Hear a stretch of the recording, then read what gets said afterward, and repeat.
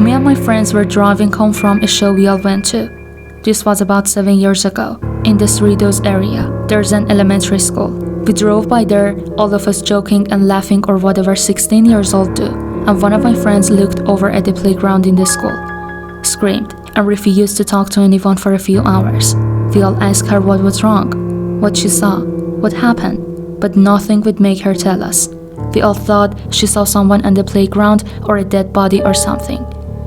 All we knew was that she was seriously spooked. As backstory, I should add that she is really sensitive to paranormal happenings. I should also add this, I don't really believe in ghosts.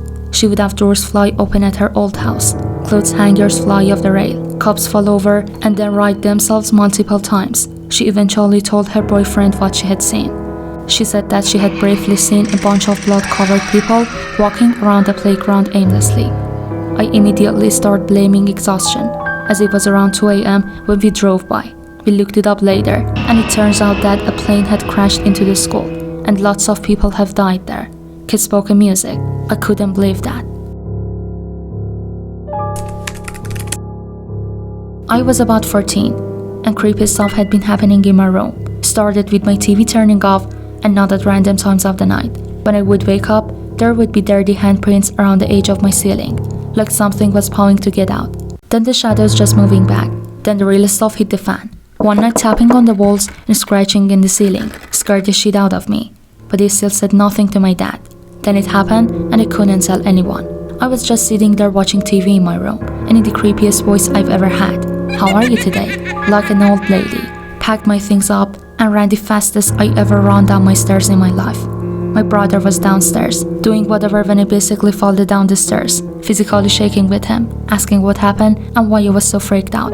I told my dad about it, told us to go see a movie, while he worked his magic on my room. Everything was fine for many years, until I just heard some taps on my wall a few days ago. I don't know how can I fix it.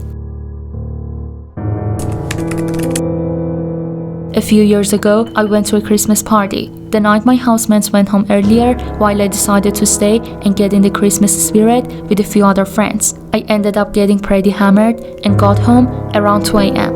Instead of going straight to bed, I got beer inside, then went down the back porch to have a smoke and look at the stars. I was outside a couple of minutes when I see the light go on in the kitchen. My housemate comes out and look at me out the back. I wave, look like a drunk idiot. I thought he was going to come out and get a debrief on the rest of the evening. He just gets the glass of water and goes to bed. I finish my smoke and beer, and so do I. The next morning we are rehashing the previous night, when he mentions getting up and seeing me having a smoke out the back.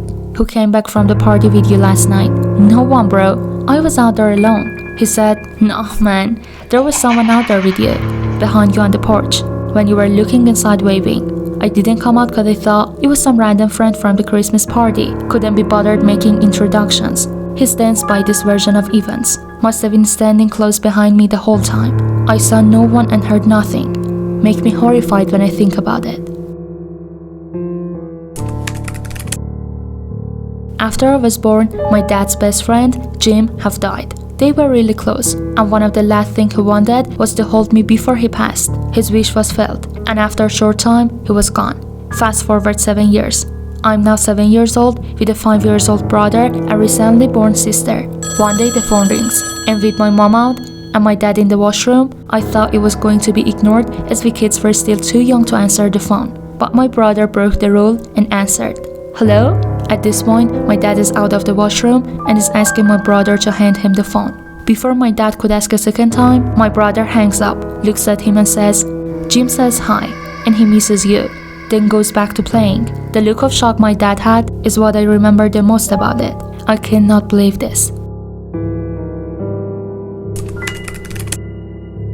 One of my brothers worked security in one of the town's most upscale hotels. The security desk received a frantic call during one of the night shift. A guy was calling, all freaked out that his wife was in the bath and wasn't breathing.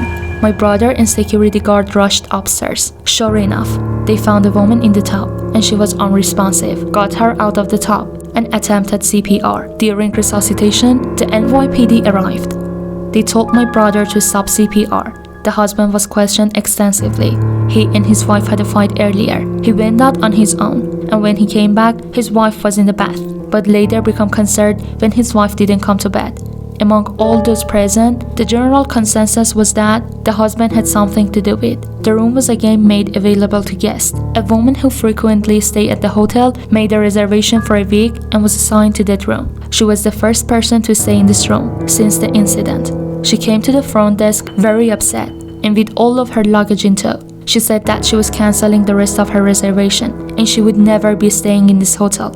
She couldn't sleep in the entire night. No one at the hotel had mentioned to her what had previously transpired in the room. My grandfather died last year when my son was baby. We had dinner with the whole family every Friday night, so my son had seen him several times. My grandfather was a very quiet, proud man, but whenever he was alone or unseen, he would make silly faces at my son to get a laugh. A couple nights after his funeral, my son, who liked to crawl into bed with us in the night, started just laughing uncontrollably at like 2 a.m. So I get out of bed to see what's going on and find my son sitting in the middle of the living room in the dark and laughing. I say, "Hey buddy, what are you doing?"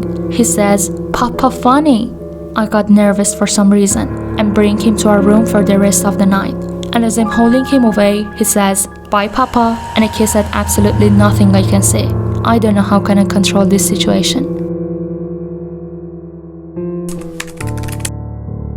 It was near Halloween time when my friends and I were telling stories. My friend said she was going to tell a story about her parents' first date.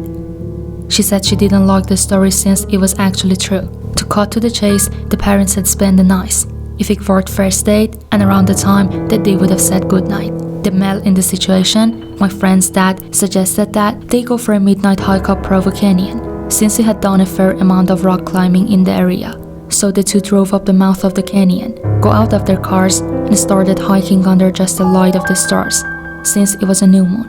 At some point, the male starts getting a bad feeling, since the pathway ahead, which would pass under some trees, would be dark, because it was getting to be quite late. He ignores the feeling and presses on. In later rehearsing of the story, the female would say that she had felt the same feeling at what was probably the same time, though she didn't know the trail as he did. A minute later, the feeling came back to the male. He ignored it again and started walking a bit of the way into the trees, when his foot hit something soft in the middle of the path. Under trees, it was too dark to see what this soft thing was, and the feeling came back stronger than ever. Instead of finding out what his foot had bumped into, he and the female both agreed to hightail it out of there. Years later, after being married for some time, they were watching an interview in response to a question asking him to describe the time that he felt the closest to being caught. He explained about the night he lured a girl into Provo Canyon and had just killed her when he heard some people coming up the trail, only to watch some guy walk right into the body and for some reason just walk away. Not from me, but I remember a story a high school teacher told me which always stuck with me. My former teacher was home alone when she was a child. A man knocked on her door and she opened her main door, but kept her screen door locked. He said he was from the gas company and wanted to talk to her parents. She told him they weren't home, and he, without missing a beat, tried to start forcing his way into the home. When he found the screen door to be locked, he pulled out a box cutter and started to cut through the screen. My teacher ran to hide in the clothes chamber in her parents' closet. My teacher said she sat here for about 10 minutes before the police arrived. Thank God a neighbor saw everything and called the police, or she probably would be dead. Also, to put the cherry on the freaking creepy Sunday, they found the intruder hiding in the attic. She told us that as a cautionary tale to lock all doors and windows when home alone. Of course, I would go home from school to be alone for hours. My daughter woke me up around 11 last night. My wife and I had picked her up from her friend's birthday, brought her home and put her to bed. My wife went into bedroom to read, while I fell asleep. "Daddy," she whispered, tugging my shirt sleeve. "Guess how old I'm going to be next month?" "I don't know, beauty," I said as I slipped on my glasses. "How old?" She smiled and held up 4 fingers. "It's 7 now." My wife and I had been up with her for almost 8 hours. She still refuses to tell us where she got them. It is really strange isn't it?